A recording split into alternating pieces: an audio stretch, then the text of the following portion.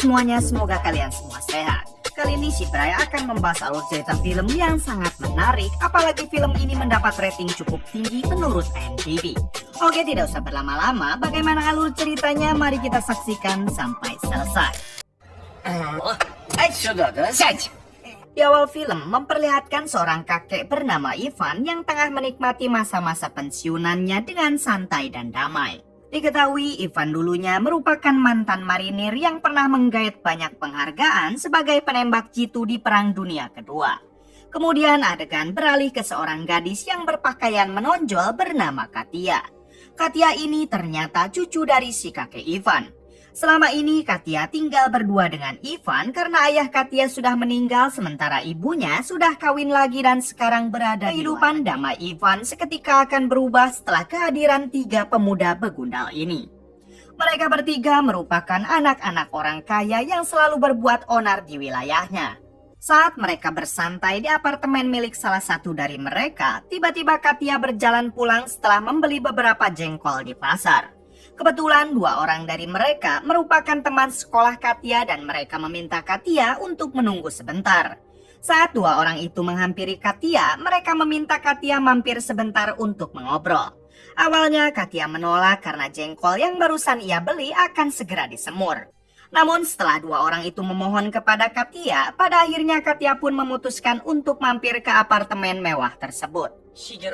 Герой капиталистического труда. Можно сейчас? Можно сейчас? Ketika sudah di dalam, salah satu dari mereka yang bernama Isro terlihat terus menuangkan minuman alkohol untuk Katia. Katia mencoba menolak karena Katia hanya biasa minum marimas. Namun setelah mereka desak, pada akhirnya Katia mau meminum minuman tersebut.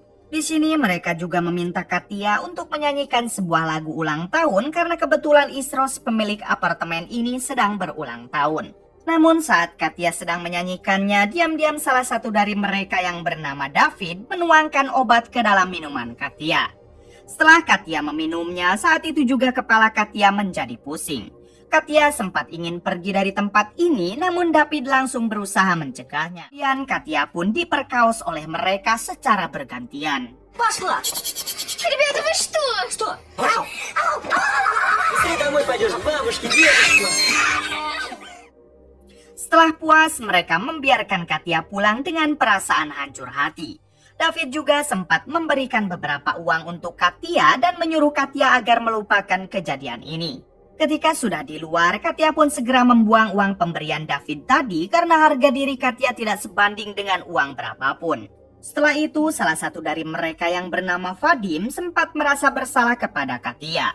Namun Isro dan David mengatakan kalau semuanya akan baik-baik saja. Sesampainya di rumah dalam keadaan hancur hati, Katia memberitahukannya kepada Ivan kalau ia baru saja diperkaos oleh ketiga pemuda begundal yang merupakan tetangganya sendiri. Katia menyebutkan kalau mereka adalah Isro, David, dan Vadim. Seketika Ivan merasa sangat sakit hati setelah mendengar dan melihat darah keluar dari Miss Katia. Ivan yang tidak mau tinggal diam mengetahui cucunya diperlakukan biadab seperti itu, ia pun langsung berencana akan membunuh mereka bertiga. Namun saat akan menyambangi mereka, tiba-tiba Ivan dihentikan oleh salah seorang polisi yang juga merupakan tetangga Ivan. Polisi ini bernama Robi. Robi yang paham betul dengan kebrutalan Ivan di masa lalu, ia pun mencoba bertanya baik-baik kepada Ivan. Ivan mengatakan kalau ia sangat tidak terima karena tiga orang begundal telah memperkaos cucunya. Robi berusaha menenangkan Ivan serta meminta Ivan untuk tidak berbuat kebrutalan dan masalah ini akan ia coba selesaikan dengan cara hukum yang berlaku. Kemudian Robi bertanya di mana Katia sekarang. Ivan mengatakan kalau Katia terus mendekam di kamar mandi dalam keadaan terpuruk. Robi menyarankan Ivan agar Katia tidak menghapus lukanya supaya bisa dijadikan bukti. Robi juga berjanji akan membantu Ivan dalam menangani kasus tersebut. Pada akhirnya Ivan bersedia mempercayakan kasus cucunya kepada Robi. Setelah itu Robi segera melaporkan kejadian ini kepada atasan Robi yang merupakan kapten polisi. Saat itu juga si kapten dan para polisi menggerebek apartemen tersebut. Si kapten membuka baju dan berpura-pura menjadi seorang pemabuk agar mereka mau membuka pintunya. Setelah pintunya dibukakan, inilah yang terjadi. Kemudian para polisi segera menggeledah dan menangkap mereka bertiga. Fadi mencoba menakut-nakuti si kapten dengan mengatakan kalau ia adalah anak jenderal. Akan tetapi si kapten tidak peduli karena hukum harus tetap ditegakkan. Si kapten juga sempat menginterogasi Isro dan David. Понимаете? Повторяю вопрос, кто первый? Дело в том, что твои сраные подельники... Setelah itu mereka menemukan sebuah kain yang masih ada bercak darah Katia sehingga para begundal ini sudah tidak bisa lagi berkutik. Saat mereka akan dibawa ke kantor polisi, tiba-tiba datang ayah Vadim yang merupakan seorang jenderal. Di sini si jenderal mengajak berdamai si kapten dengan diiming-imingi sejumlah uang. Namun si kapten menolak dan tetap akan membawa para pemuda begundal itu ke kantor polisi. Hingga si jenderal kembali merayu si kapten dengan diiming-imingi uang dan naik jabatan. Pada akhirnya si kapten setuju dan ketiga pemuda itu dianggap tidak bersalah. Это Катя Вешалка? Di sisi lain, Ivan sendiri masih menunggu perkembangan kasus Katia. Sementara Katia nampak sangat depresi dan masih sering mendekam di dalam kamar mandi. Ivan yang takut kalau Katia sampai lupa diri dengan mengakhiri hidupnya sendiri, ia pun mencoba memanggil dokter psikiater untuk mengecek kejiwaan Katia. Si dokter yang telah memeriksanya mengatakan kalau kejiwaan Katia baik-baik saja dan tidak lama lagi ia akan segera pulih. Beberapa hari kemudian, Ivan mendapat telepon dari anaknya yang mengatakan kalau si anak akan berkunjung ke rumah. Hal tersebut langsung Ivan beritahu kepada Katia kalau anak Ivan yang merupakan ibu kandung Katia akan berkunjung ke sini. Namun Katia tampak tidak peduli karena masih dalam keadaan depresi. Kemudian Ivan mengajak Katia pergi ke kantor polisi untuk menanyakan kelanjutan kasusnya. Katia sendiri sempat menolak dan ia ingin melupakan kejadian ini. Katia tidak mau kalau sampai semua orang tahu kalau Katia sudah tidak lagi suci. Akan tetapi Ivan tetap memaksa karena keadilan harus ditegakkan dan para begundal itu wajib mendapatkan hukuman yang setimpal. Singkat cerita, Katia dan Ivan pun pergi ke kantor polisi. Katia masuk ke dalam ruangan penyidik sementara Ivan menunggu di luar. Di dalam, Katia malah dipojokkan oleh penyidik dengan menganggap kalau Katia lah yang merayu ketiga pemuda itu demi mendapatkan uang. Artinya si penyidik ini menganggap Katia adalah seorang pelacur. Mendengar hal tersebut tentu hati Katia menjadi semakin hancur dan sakit hati. Ternyata si jenderal sebelumnya sudah menyogok orang ini untuk membalikan fakta agar Katia dan kakeknya berhenti mempermasalahkan kasus ini. Скажите мне, зачем мне это надо? Отвечу. А Чуханова Бориса вы давно знаете? Я могу идти? Обиделись. Напрасно. Ketika sudah di rumah, Ivan sangat kecewa kepada kepolisian ditambah Katia yang semakin depresi setelah mereka pergi ke kantor polisi. Ivan yang tidak mau menyerah begitu saja, ia pun berencana akan membawa kasus ini langsung ke pengadilan. Keesokan paginya, Ivan yang baru saja membeli sarapan di luar, dibuat tambah sakit hati saat melihat ketiga pemuda itu sedang abok santai sambil cungar-cengir di pinggir jalan. Ivan yang terus menatap tajam ke arah mereka, sontak mereka pun bertanya kenapa kakek tua bangka ini menatapnya seperti itu. Ivan menjawab kalau ia sedang melihat setan berwujud manusia. Singkat cerita, Ivan mendatangi kantor pengadilan berharap lembaga ini bisa membantu membereskan kasus cucunya. Ivan juga terlihat berpakaian lengkap marinir dengan berbagai emblem penghargaan yang pernah ia terima dulu. Dengan begitu, Ivan berharap jaksa masih mau menghargainya sebagai pahlawan bangsa. Namun sayangnya harapan itu tidak sesuai apa yang Ivan inginkan karena jaksa ini juga ternyata sudah disogok oleh si jenderal. Si jaksa mengatakan kalau pihaknya tidak bisa melanjutkan kasus Katia karena sudah jelas kalau Katia lah yang merayu pemuda itu untuk mendapatkan uang. Saat Ivan akan pergi, si jaksa mengatakan sebaiknya Ivan menasehati cucunya untuk berhenti menjadi pelacur. Jelas Ivan sangat marah mendengar omongan si jaksa ini. Ivan pun mengatakan kalau si jaksa lebih hina daripada pelacur karena telah menjual belikan keadilan dengan uang yang tidak seberapa. Dari sinilah Ivan merasa kalau lembaga hukum tidak bisa diandalkan dan Ivan akan membuat keadilannya sendiri. Ivan berencana akan membalas ketiga pemuda itu, namun masalahnya Ivan tidak mempunyai uang untuk membeli senjata. Kemudian Ivan langsung mendatangi calo tanah dan ia berniat menjual kebun miliknya. Красивая деревня, но дорога... Singkat cerita, Ivan berhasil menjual kebun tersebut walaupun dihargai sangat murah. Saat Ivan pulang ke rumah, Katya mengatakan kalau ia sangat khawatir dengan Ivan. Kemudian Katya memberitahu kalau tadi ada si jenderal yang datang meminta maaf serta memberinya segepok uang. Mendengar hal itu, Ivan sangat marah karena harga diri cucunya tidak sebanding dengan uang berapapun. Ivan pun segera mendatangi rumah si jenderal lalu melemparkan uang tersebut tepat di mukanya. Ivan mengatakan kalau uang tidak bisa membeli semuanya. Keesokan harinya, Ivan berpamitan kepada Katya dengan alasan ada urusan yang harus ia selesaikan di Moskow. Sesampainya di sana, ternyata Ivan berencana ingin membeli senjata sniper. Ivan mendatangi pasar loak lalu bertemu dengan salah seorang gangster penjual senjata angin. Di sini Ivan mengatakan kalau ia ingin membeli senjata sungguhan. Kemudian Ivan dipertemukan dengan sekelompok orang yang selama ini menjual senjata ilegal. Ivan mengatakan kalau ia ingin membeli senjata sniper lengkap dengan teleskop, peredam serta 10 peluru. Setelah itu Ivan dibawa ke sebuah tempat di mana senjata itu disimpan. Di sini Ivan sedikit mengasah kemampuannya lagi dengan mencoba menembak. Orang-orang di sana sedikit kaget dan tidak menyangka kalau kemampuan kakek tua ini sangat luar biasa. И до патронов дело дошло. Saat sudah di rumah, terlihat Katya yang sekarang tampak lebih baik. Rupanya Katya sudah ikhlas dan membiarkan semua ini berlalu begitu saja. Akan tetapi Ivan sendiri tetap tidak akan tinggal diam karena keadilan harus ditegakkan, apalagi ini menyangkut harga diri keluarganya. Di sini Katya mengatakan kalau tadi pagi tetangganya menitipkan kunci rumah karena si tetangga akan pergi keluar kota untuk beberapa minggu. Mendengar hal itu, Ivan pun segera mengambil kuncinya lalu bergegas ke sana. Sesampainya di sana, ternyata rumah si tetangga berhadapan langsung dengan apartemen milik si pemuda. Ivan berencana akan melakukan aksinya di rumah ini.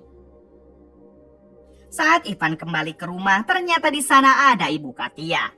Ibu Katya tidak lupa membelikan oleh-oleh baju kepada Ivan. Namun di sini Ibu Katya datang hanya untuk meminta uang kepada Ivan, apalagi ia tahu kalau Ivan baru saja menjual kebunnya. Ibu Katya juga tampak tidak memperdulikan apa yang telah terjadi kepada Katya. Hal tersebut membuat Ivan marah dan Ivan langsung menyuruh Ibu Katya kembali ke luar negeri. Malam berikutnya, diam-diam Ivan membawa senjata snipernya ke rumah si tetangga. Kemudian esok harinya sambil menunggu kedatangan ketiga pemuda itu, Ivan berkumpul bersama teman-temannya agar tidak dicurigai. Tak lama terlihat ketiga pemuda yang baru saja datang ke apartemen.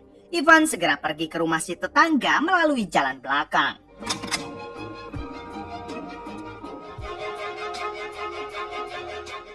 Setelah mengawasi mereka cukup lama, akhirnya Ivan menembak ke arah botol minuman yang saat itu disimpan di dekat titik David.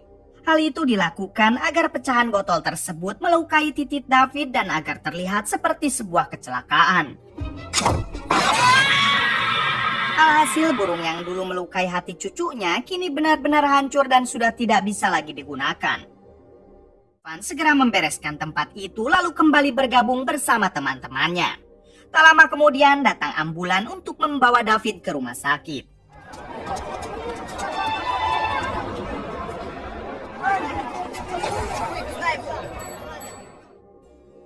Setelah kejadian itu, si jenderal datang dan bertanya apa yang sebenarnya terjadi.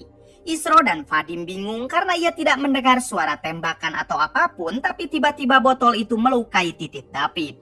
Mereka berasumsi mungkin ini salah David yang tidak hati-hati dalam memegang botol minumannya. Akan tetapi si jenderal langsung curiga kalau semua ini adalah ulah dari Ivan. Keesokan harinya, Ivan dihampiri oleh Robi, yaitu tetangganya yang merupakan seorang polisi.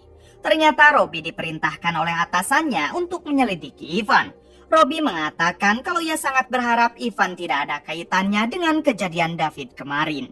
Beberapa hari kemudian memperlihatkan Isro yang baru saja dibelikan mobil baru oleh orang tuanya yang bekerja di luar negeri. Ivan pun memanfaatkan kesempatan ini untuk kembali melakukan aksinya. Hingga ketika Isro menyalakan mobil baru sambil menyetel musik yang keras, tiba-tiba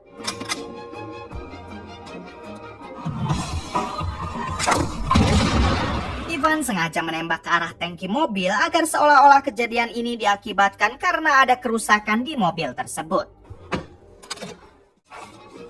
Kemudian Ivan segera pergi ke kerumunan yang saat itu tengah melihat kejadian itu. Isro sendiri mengalami luka bakar cukup parah termasuk menghanguskan titit peliharaannya. Robby sempat melihat ke arah Ivan dan ia semakin curiga kalau kejadian ini adalah ulah Ivan, namun sampai sekarang Robby belum juga menemukan bukti apapun.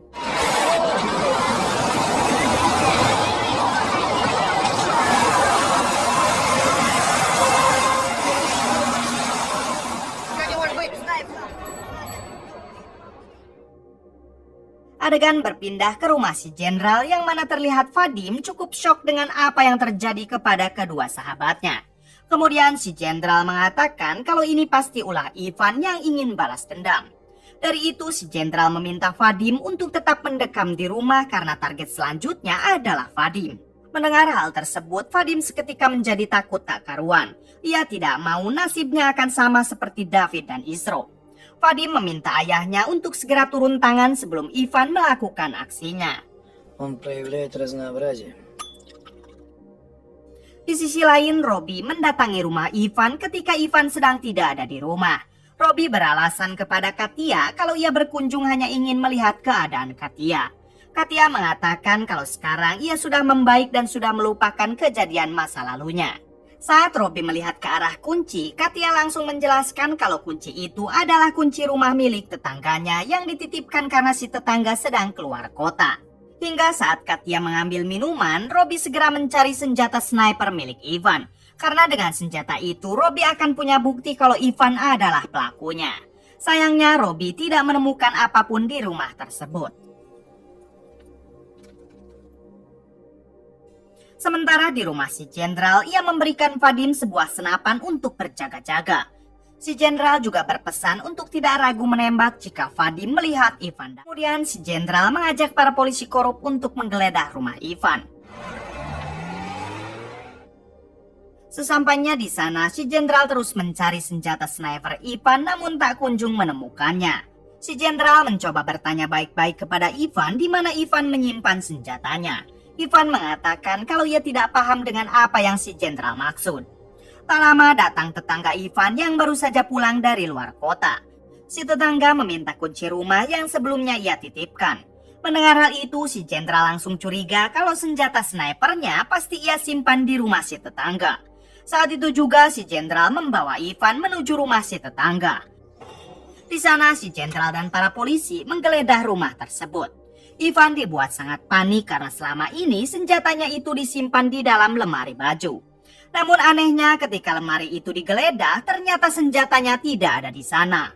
Karena tak kunjung menemukan senjata tersebut, si Jenderal memaksa Ivan untuk mengaku saja karena ia tahu Ivanlah yang melakukan semua ini. Si Jenderal juga mengancam akan membunuh Ivan jika sampai terjadi apa-apa kepada Vadim anaknya. Ivan mengatakan kalau sekarang sudah terlambat. Mendengar hal itu, si Jenderal dan para polisi bergegas ke rumah untuk menyelamatkan Vadim. Sesampainya di sana, si Jenderal menggedor-gedor pintu namun anaknya tak kunjung membuka. Hingga si Jenderal menembak pintu tersebut namun tiba-tiba ternyata yang menembak si Jenderal adalah Vadim anaknya sendiri yang kini terkena gangguan mental akibat rasa ketakutannya. Keesokan harinya, Ivan dibawa masuk ke halaman rumah Robby. Di sini terungkap kalau yang memindahkan senjata Ivan dari rumah si tetangga adalah Robby. Waktu kemarin Robby sebenarnya mengambil kunci si tetangga dan sorenya Robby mengembalikan lagi kunci tersebut. Robby awalnya memang ingin menangkap Ivan. Namun Robby sadar kalau Ivan hanya ingin mencari keadilan untuk cucunya. Hingga akhirnya Robby memutuskan untuk membantu Ivan. Kemudian film pun tamat.